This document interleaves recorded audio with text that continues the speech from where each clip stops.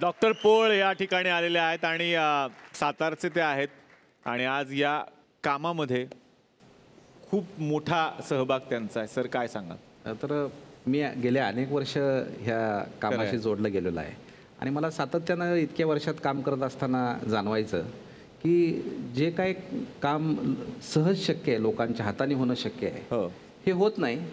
कारण का, ही ट्रीटमेंटच लोकांना माहीत नाही.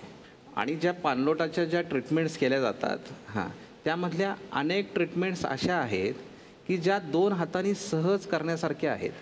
म्हणजे आपण एक साधं उदाहरण घेऊया की आगपेटी मुक्त शिवार. म्हणजे तुमची जमीन जर भुसभुशीत झाली तर तुमच्या वरनं ईश्वर दरवर्षी न विचारता टँकर पाठवतो पावसाच्या रूपाने.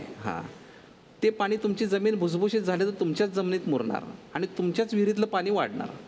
जमीन भुसभुशीत करण्यासाठी कुठलीही सरकारी योजनेची गरज नाही. करायचं आहे काय, तर तुमच्या शेतात निघणारा काडी कचरा हा अजिबात जाळायचा नाही, तो तिथंच कुजवायचा आहे आणि जमिनीवर पसरायचा आहे. एवढं केल्यानं तुमच्या शेतातली गांडोळांची संख्या वाढणार आहे, जे नांगरटीचं मोठं काम करतंय.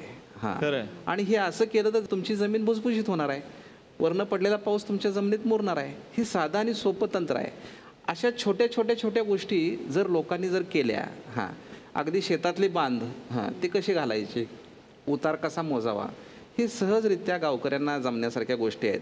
आणि त्यामुळे ह्या गोष्टी गावकऱ्यांनी जर केल्या तर मोठी धरणं, मोठे बंधारे ह्याची फार मोठी गरज पडेल असं वाटत नाही.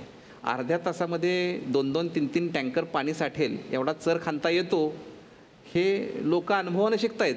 म्हटलं एवढं सोपं आहे. आणि मग आपण एक टँकरसाठी किती तर वर्ष त्या पंचायत समितीच्या मागे लागलेला असतो की आमच्या गावात टँकर पाठवा.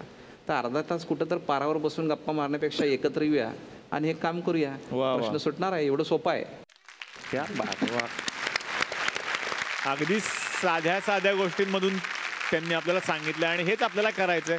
त्याबद्दल भरपूर गप्पा मारायच्यात, पण आज थुकरटवाडीमध्ये खरंच उत्साहाचं वातावरण आहे. कारण आमिर खान आज आमच्याकडे आलेले आहेत, सपत्नीक आलेले आहेत आणि त्यांचा पेहराव आज बघाल तुम्ही तर मराठमोळे झालेत ते. तर फेटा पहिल्यांदा बांधला तुम्ही, म्हणजे लगानमध्ये बांधला होता? लगानमध्ये असं नाही होतं, असा नव्हता, तो वेगळा होता.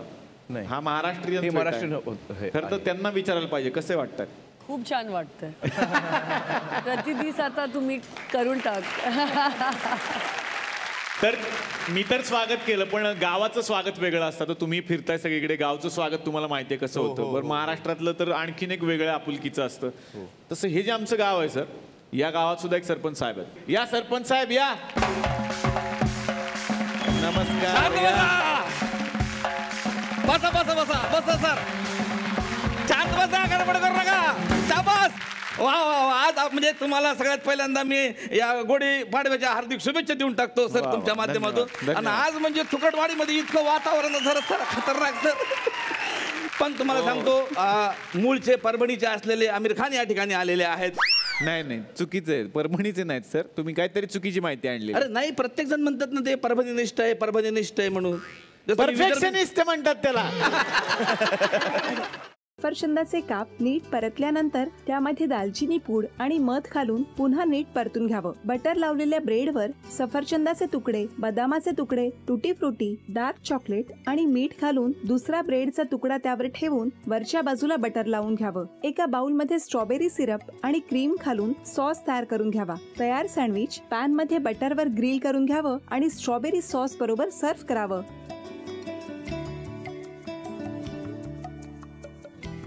हे जेव्हा बोलत होते तेव्हा मी बघत होतो की या दोघांनी स्वतःचा संसार उभा केलाच, पण स्वतःच्या संसाराबरोबर अनेकांच्या आयुष्यात आनंद निर्माण केला. तो आनंद महत्त्वाचा. हसत राहा, आनंदी राहा असं म्हणत शुभेच्छा देऊया. आणि ही झी मराठीकडून भेटवस्तू डेव्हिड तुमच्यासाठी. अभिनंदन.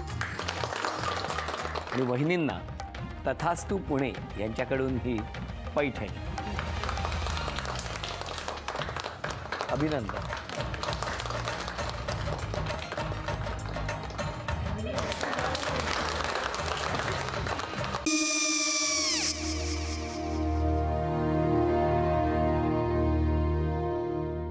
काय गो? काय झालं? काय झालं? काय आले, मी निकाल लावून आली. हो, पण तिची आईच काय बोलली? तिला वाटलं का सगळ्या निशाने आपल्या चुका कबूल केल्या का? आई, मी चांगलं सुनावून आली आहे. हं. त्या तिची बाजू घेत होत्या पण मी लक्ष दिलं नाहीये. खूप झालं आता. चांगुलपणा खूप झाला. मऊ दिसलं ना की कोपऱ्याने खणतात ना माणसं, ते असं. अहो पण आईच म्हणली काय तिची, पटला काय तिका? मला माहिती. आई मी तुम्हाला नंतर फोन करते. हो आणि आई बाबा जे बोलले त्याचं वाईट नका वाटून घेऊ. सॉरी. सॉरी काय त्या? नेहा आले. आई मी येते. हो काकू येते.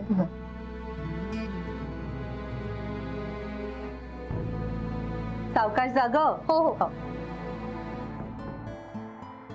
मग काय काकू, कधी उडवता लग्नाचा बार? बघूया.